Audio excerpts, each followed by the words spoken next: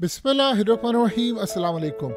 Finally 24 घंटे के बाद चीज़ें इतनी ख़तरनाक हो गई हैं कि अर्दोग़ान को ये बात समझ आ गई है कि हमारे साथ बहुत बड़ा हाथ हो गया है, ट्रैप हो गया है और अब इजराइल ने हमें छोड़ना नहीं है क्योंकि उसका खेल हो गया पूरा। आप सबसे पहले ये जो मंजर आपकी स्क्रीन पर इस वक्त आ रहा है इसको गौर से देखिए। इजराइल ने स्ट्राइक करना शुरू किया है और इतना खतरनाक स्ट्राइक करना शुरू किया है कि आप देख सकते हैं कि तुर्की का बॉर्डर जहां पर लगता है वहां तक इजराइल की फौजें पहुंच चुकी हैं। अब अगला नंबर है तुर्की का और ये कब आने वाला है जरा समझ लें।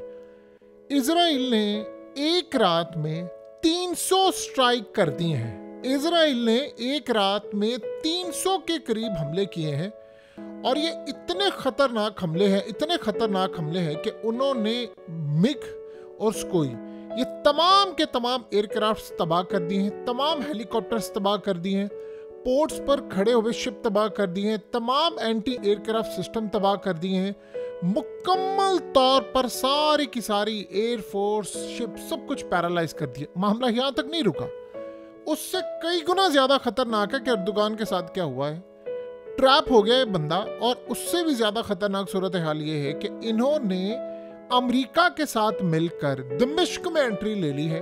अब दमिश्क के अंदर जो मिलिट्री बेसिस थी उस पर इजराइल ने और अमेरिका ने कब्जा करना शुरू कर दिया है। नॉर्थ दमिश्क में ये एंटर हो गया। अब आप एक मिनट के लिए बताएं, ये जुलानी वुलानी किसी के बाप की जुर्रत है इजराइल को रोक सके?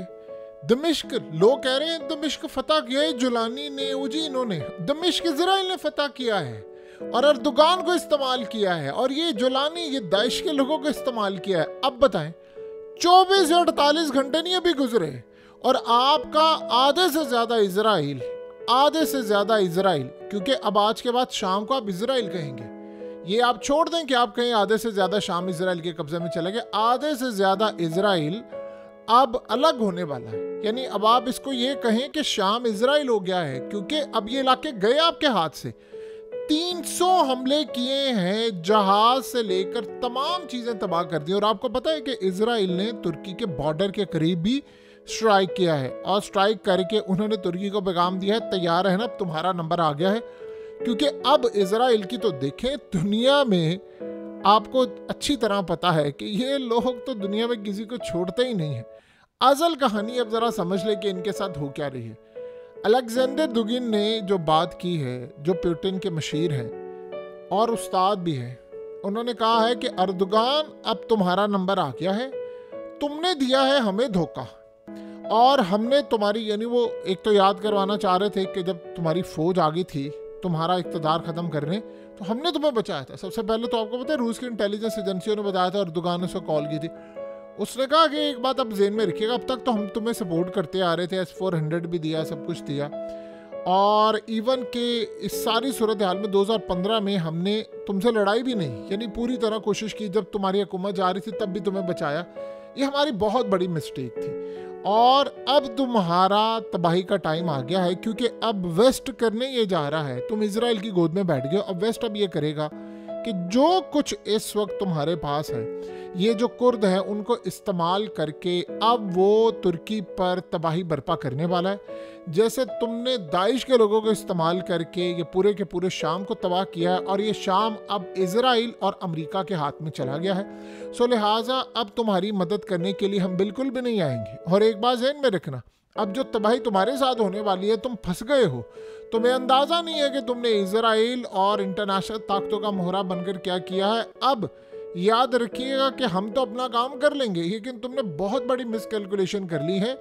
तुमने इस वक्त जो काम किया, अब तुम अपना तुर्की बचाओ। उसने कहा कि तुम तमाम के तमाम तुमने दोस्त भी खो दिए हैं, तुमने अलाइज भी खो दिए हैं, तहादी भी खो दिए हैं, यानी ईरान रूस से लेकर तमाम अब तुम्हारे खिलाफ है। अब जब तुर्की का नंबर आएगा तो वेस्ट तबाही करेगा, तो तुम्हें बचाने के लिए रूस आगे नहीं आएगा। सो लिहाजा अब तुम्हारी तबाही का टाइम आ गया और इस दफ़ा हम तुम्हें मदद करने के लिए नहीं आएंगे, बल्कि हम डट कर अब क्लियरली मुकाबला करेंगे।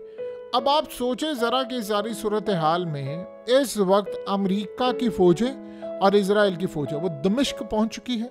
देखिए पहले जाती है फ़ौज, वो ये स्ट्रेटजी समझ लें, इजराइल का काम भी होता है कि आपने सबसे पहले किसी भी मुल्क पर कब्जा करने के लिए सिंपल स्ट्रेटजी अपनानी होती है। आप उनकी एयरफोर्स तबाह करते हैं, एयरफोर्स, जहाज, ये तमाम चीज़ें कि वो हम पर कोई हमला ना कर सके। उन्होंने राख का ढेर बना दिया। अब उसके बाद क्या करेंगे, वो फौजें दाखिल करेंगे। फौजों को कहेंगे कि जी हम बफर जोन यहाँ पर बना रहे हैं क्योंकि इन्होंने हम पर हमला कर सके। और असल में वो जवाब का देते हैं कि दहशत गर्दों के हाथ में चला जाएगा, जुलानी टाइप ये हमारे खिलाफ इस्तेमाल ना हो जाए, जबकि हैं तो उन्हीं के बंदे। अब आप इमेजिन कर लें कि सारी सूरत हाल में सिर्फ 24 और 48 घंटे के बाद शाम आपके हाथ से निकल रहा है और मुकम्मल तौर पर निकल रहा है। अब इस सारे मामले में आप बताइए कि इजराइल कहाँ पर खड़ा है, ये चीज़ें क्या हो रही हैं। ये मुकम्मल तौर पर इनके हाथ से चीज़ें निकल रही हैं। देखिए अर्दोगान को ये बात अभी समझ नहीं आ पा रही कि अब तुर्की के खिलाफ पूरा वेस्ट होने वाला है। कैसे होने वाला है कि ये जो ख़ास तौर पर कुर्द हैं उनको इस्तेमाल करने वाला इजराइल ने इस्तेमाल करना है तुर्की के खिलाफ। तुर्की के खिलाफ जब ये वेस्ट पूरी तरह आ जाएगा, उसको कहेंगे कि देखिए इसको मार है, क्योंकि तुर्की ने आकर करना, उन पर पाबंदियाँ लगेंगी, बहुत सारी चीज़ें होंगी और उसके अलावा तुर्किश लीरा गिरेगा। अब कोई इस्लामिक कंट्री ना माशी तौर पर ना किसी और तौर पर अब तुर्की की मदद करने के लिए कोई नहीं आएगा। एक रूस था जो आ सकता था और आज उसने पुतिन को इतनी बुरी तरह धोखा दिया है, इतनी बुरी तरह। अब आप बताइए कि ईरान को भी धोखा दिया है। क्या इस सारी सूरत हाल में ये मदद करने के लिए आएंगे? सवाल ही पैदा नहीं होता। तो अब आप बताएं कि ये कहाँ पर खड़े हैं। अब असल में सबसे बड़ा जो विनर है इस जंग का वो है इजराइल। कुर्दों का मामला तो अब इजराइल के खिलाफ अब शुरू होने वाला है। देखिए रूस ने इस वक्त काफ़ी हद तक लूज़ किया है, हिजबुल्लाह ने किया है, हमास और हिजबुल्लाह को इस वक्त तनहा किया है।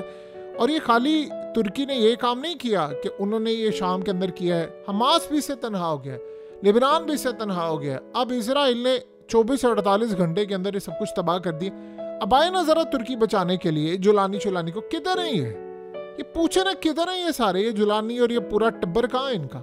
अभी तक तो कहीं नजर नहीं आ पा रहे। और भाई कहाँ हो तुम्हारा पूरा दमिश्क तक अगले पहुंच गए हैं। ये जुर्रत थी इजराइल की कि इस तरह वो आकर मिलिट्री बेसिस से ज़्यादा कुछ कर सकते। सो अब तो खेल खत्म हो गया। अर्दोगान को समझ आ जानी है, ज़्यादा से ज़्यादा 2-3 महीने तक समझ आ जाएगी कि भाई मैं तो ट्रैप हो गया हूँ। आप एक बात बताइए, कुर्दों को कौन सपोर्ट कर रहा था? अमेरिका कर रहा था। तो अब वो छोड़ेंगे? ट्रम्प के आने से पहले पहले इतना तमाशा यहाँ क्रिएट कर देंगे। ये तो 8 दिन में सारा कुछ हो गया। क्या गारंटी है कि कुर्द सारे उठकर खड़े हो जाए और तुर्की पर हमले शुरू कर दे कि भाई हमने तो छोड़ना नहीं है और अब हम तुर्की को भी नहीं छोड़ेंगे फलाना। क्या करेगा अर्दोगान? आकर इजराइल से लड़ेगा? कभी भी नहीं लड़ेगा। फिर क्या करेंगे आप? फिर कैसे बचाएंगे आप? इजराइल की पुरानी स्ट्रेटजी है कि आपने किसी भी मुल्क पर हमला करना है तो सबसे पहले उसकी एयरफोर्स को तबाह करो। आप एयरफोर्स को तबाह करते तो आप बाकी इलाके फतह कर लेते। शाम तो गया आपके हाथ से। ये तो अब आपका खेल खत्म हो गया। ये तबाही अब इतनी खतरनाक होने वाली है कि बचना कुछ भी नहीं है। अब अगला जो मरहला आने वाला है वो बहुत ज़्यादा ख़तरनाक है और ख़तरनाक इस सारी सूरत हाल में है कि इजराइल ने अब शाम के इलाके हैं वहाँ से गैस से लेकर तमाम चीज़ें उन्होंने चोरी करनी है और वो करने के लिए बिल्कुल तैयार हैं। और 1967 के बाद ये पहली मर्तबा ये सारे का सारा काम हुआ है। वॉरशिप जो हैं वो सारे के सारे उन्होंने इनके तबाह कर दिए। सो अब पोर्ट के ऊपर भी तबाही हो गई है। अब ये गैस भी इनकी लेंगे। अब ये जो ख़ास तौर पर अब अगला मरहला क्या होने वाला है, ये जो जुलानी ग्रुप है, अब ज़रा खेल समझिए इसको। अब अर्दोगान या तुर्की ने कहा है कि भाई आपने कुर्दों को मारना है। अब कुर्दों को मारेंगे, कुर्दों को अमेरिका और इजराइल हथियार देगा, वो मारेंगे जुलानियों को, ये सारे जितने भी हैं इनको मारेंगे। और उसके बाद शाम की forces, free Syrian army, SDA सारे आपस में लड़ेंगे। उधर से इजराइल स्ट्राइक करता जाएगा, उधर से अमेरिका भी स्ट्राइक करता जाएगा। तुर्की के खिलाफ अब एक महाज खड़ा हो जाएगा। तो शाम तो चला गया खाना जंगी के अंदर। लेकिन इस सारे मामले पर आप देखेंगे कि कुर्द आहिस्ता आहिस्ता ये जुलानी टाइप ये वो इन सबको फारिग कर देंगे, या ये वापस हो जाएंगे या ये इनके हाथ से बहुत सारे इलाके चले जाएंगे। अर्दोगान ने असल में जुलानी ग्रुप को इसलिए सपोर्ट किया था कि भाई तुमने कुर्दों से लड़ना है। अब कुर्दों को हथियार देंगे अमेरिका, इजराइल, और वो इनसे भी लड़ेंगे और तुर्की के खिलाफ भी लड़ेंगे। और इजराइल उतनी देर में इनको सबको लड़ा कर तो अपना पूरा क्लियर करता रहेगा। शाम के इलाके फतह पर फतह, आज ये सिटी चली गई इजराइल के हाथ में, आज ये चली गई, साथ अमेरिका भी बैक एंड पर सपोर्ट करता रहेगा। सो ये खेल इस वक्त शुरू हुआ है। ये ज़रा पूछे ना जाकर इनको, ये बड़ा जी इनकलाब आया है, फलाना आया। 24 और 48 घंटे नहीं गुजरे, आपके हाथ से शाम गया है, खाना जंगी में चला गया है। बचना अर्दोगान ने भी नहीं है। और ये दुगिन ने क्लियरली कह दिया, उसने कहा कि तुमने धोखा दिया है, तुम्हारे साथ जो होने वाला है, तुम ट्रैप में फंसे हो, तुम्हें पता ही नहीं तुम्हारे साथ क्या होने वाला है। आप अंदाजा करें, एक रात में 300 स्ट्राइक कर दिए हैं इजराइल ने, 300 स्ट्राइक कर दिए हैं एक रात के अंदर। और इन स्ट्राइक के बाद अब शाम मुकम्मल तौर पर इजराइल के कब्जे में चला गया। उर्दन बचेगा?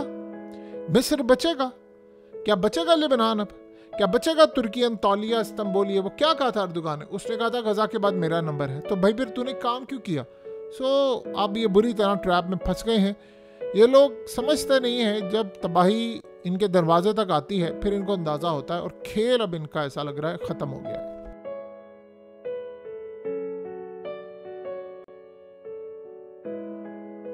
हकीकत टीवी को सब्सक्राइब करना मत भूलें, वीडियो को लाइक करें, शेयर करें और कमेंट सेक्शन में अपनी राय का इजहार जरूर करें।